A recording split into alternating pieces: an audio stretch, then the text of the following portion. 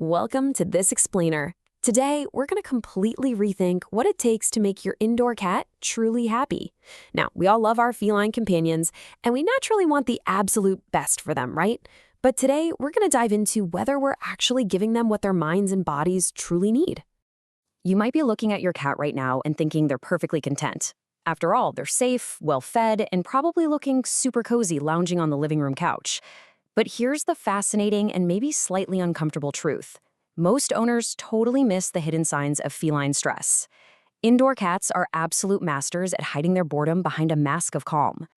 I mean, think about that idea for a second. That sleepy, seemingly calm behavior we constantly mistake for deep relaxation, it might actually mean your cat is quietly living half the life they were built for. We've completely normalized a level of inactivity that goes directly against their nature. So let's get into Section 1, Unleashing the Indoor Hunter and Rebuilding That Wildlife. It's actually fascinating how their brains are wired. Every single cat, no matter how pampered they are, carries the deep instinct of a wild hunter. And this instinct requires a very specific sequence to feel satisfied. They need to stalk, chase, pounce, catch, and finally deliver the kill bite. But you know what happens? When we play with our cats with a wand toy and then just put it away early, we completely interrupt this natural sequence. When playtime ends before the catch, their brain never gets that mission accomplished signal. They are left just buzzing with all this frustrated, unreleased predatory energy. And honestly, this is exactly what leads to those chaotic 3 a.m. zoomies and those sudden ankle ambushes. The fix? You gotta let them win. Let them complete the cycle of hunt, catch, and eat. Let them actually sink their teeth into that toy to release that pent-up energy.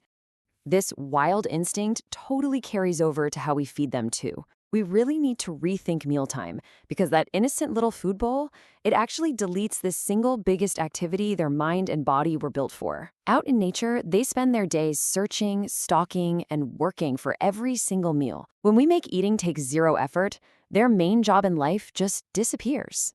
So the key here is figuring out how to reintroduce that effort. By ditching the traditional bowl and using simple puzzle feeders, you transform a boring static meal into a purposeful patrol of their territory. And you don't even have to buy anything expensive. A plastic bottle with holes cut in it, a muffin tin, a snuffle mat, or literally just hiding small portions of kibble around the house before you leave for work gets them hunting again. And that drastically lowers their stress.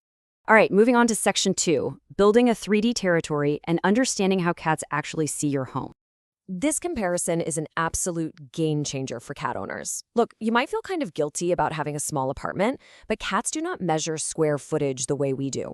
While we humans are looking at visual decor and flat floor plans, cats measure a room in vertical 3D layers. They are constantly scanning for climbing routes and vertical perches to survey their domain. And those vertical layers matter so much because, to a cat, height literally equals security. By adding a tall cat tree, hanging some wall shelves, or even just clearing off the top of a dresser, you're giving them crucial real estate where they feel secure, unreachable, and totally relaxed. You want to make them feel like the landlord of a space, rather than just a tenant dodging foot traffic down on the floor.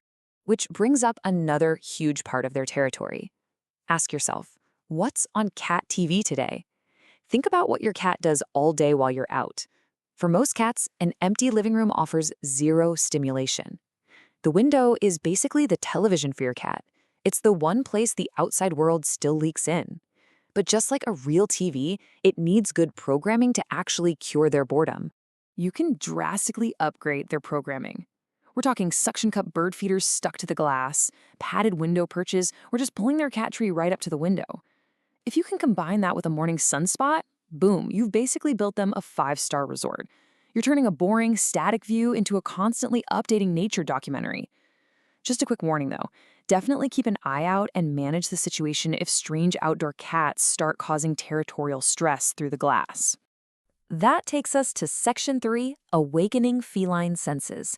Let's open up the scent library. 14. That is the magic number here. Your cat experiences the world primarily through their nose. And their sense of smell is estimated to be a staggering 14 times more sensitive than ours. 14!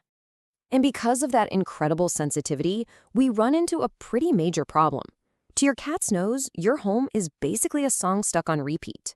While we're busy decorating and rearranging things for our eyes, our cats are trapped in a home with the exact same smells every single day. The same couch, the same carpet, the same candles.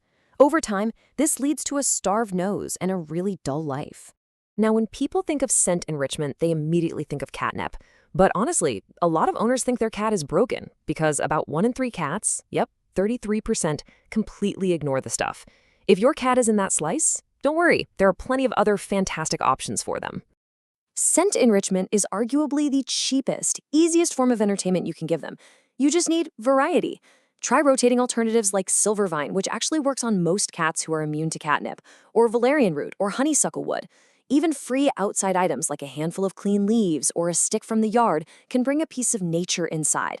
Keep the mystery alive by rotating these different scents in and out to give their brain a real workout. All right, on to our final section, Section 4, the power of choice and finding autonomy in a captive world. This concept is absolutely crucial. Autonomy, which is simply a sense of control over one's own environment, is literally the strongest predictor of well-being in companion animals. Researchers continuously find that way more than toys and more than food, a sense of control over their own body and territory is what truly determines a pet's happiness. I mean, think about how much we dictate their daily schedule. So, how do we give some of that control back? Well, you can start giving them choices right away by using the 2-second consent test. It's super simple. Just offer your hand to your cat. If they lean in and rub against it, pet away. But if they don't, just let it go. Trust me, they will remember that you actually asked for permission. You have to give them the power to say no. Let them come to you. And actually, let's be real, we all need to stop scooping them up right in the middle of a good nap. Try letting the dreaded cat carrier become a regular piece of furniture year-round so it isn't just a scary trap. Never block their exits from a broom or your lap, and deeply respect those high perches we talked about as zones of absolute privacy. And here is the beautiful paradox of all this.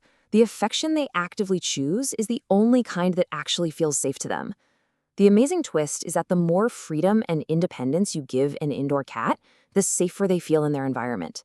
And that safety, that is exactly what makes them bolder, more present, and ultimately way more affectionate. Which brings us to the end of this explainer. By totally reframing how we care for these incredible indoor predators, we're left with one vital question to ask ourselves. What is one small piece of control you can hand back to your cat right now?